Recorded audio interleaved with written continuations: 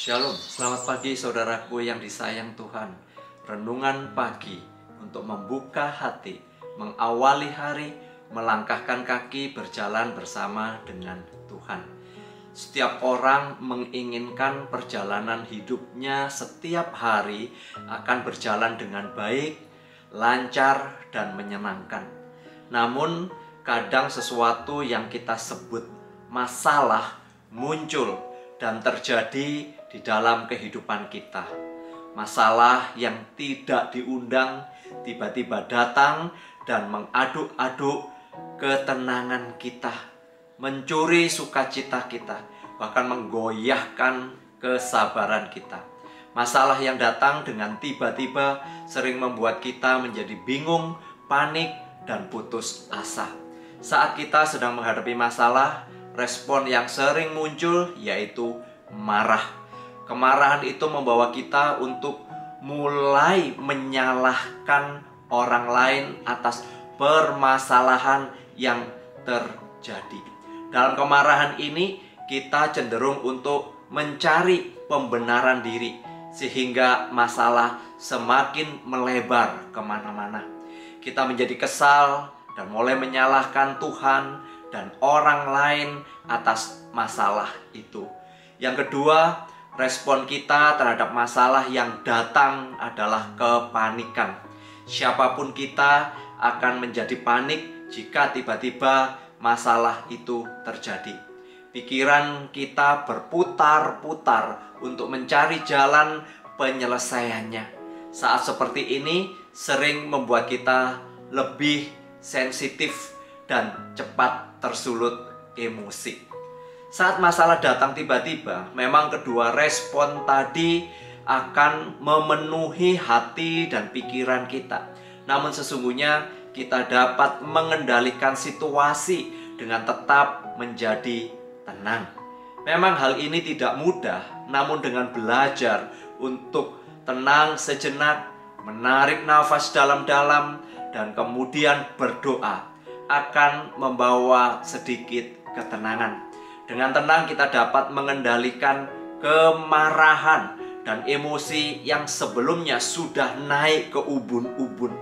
Dalam doa kita dapat meminta hikmat dan pertolongan Tuhan agar kita dapat menyikapi dengan baik dan benar. Sekali lagi, masalah dapat datang dengan tiba-tiba, dan kita harus memiliki ketenangan di dalam menyikapinya. Ketenangan sejati bukan berasal dari sifat pribadi kita, melainkan dari kedewasaan dan kematangan rohani kita. Relasi kita dengan Allah adalah dasar untuk memiliki ketenangan.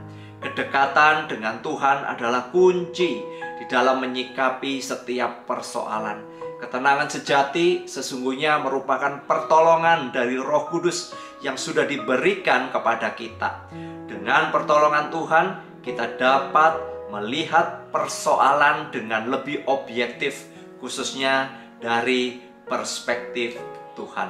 Sebagai contoh, ketika Nabi Habakuk sedang di dalam pergumulan berat, ia tetap dapat menjadi tenang, sebab ia merasakan ada perlindungan dan penyertaan Tuhan. Ia mempercayakan sepenuhnya kepada tangan kasih Tuhan, dan ia percaya bahwa Tuhan melindunginya.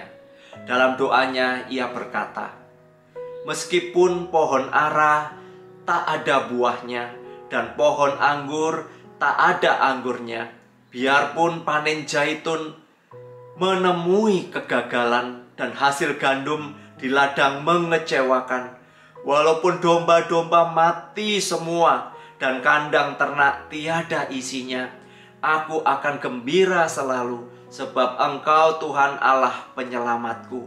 Engkau memberi aku kekuatan seperti kaki rusa. Kakiku Kau kokohkan. Engkau membimbing aku supaya aman waktu berjalan di pegunungan." Habakuk 3 ayat 17 sampai 19 dalam terjemahan bahasa Indonesia sehari-hari.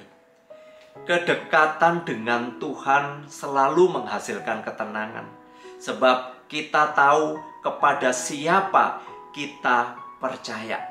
Kepercayaan kita kepada kuasa Tuhan akan memberikan hikmat dalam kita menyikapi persoalan dan di dalam mengambil sebuah keputusan. Kepercayaan kita kepada Tuhan akan membimbing kita untuk berespon secara tepat dan benar terhadap kesulitan atau masalah yang datang. Ingatlah, setiap persoalan yang datang atas kita adalah untuk semakin mendewasakan kita. Tidak ada sesuatu pun terjadi atas hidup kita tanpa seizin darinya, sebab Ia tahu yang terbaik untuk kita. Mari kita mengambil waktu untuk berdoa.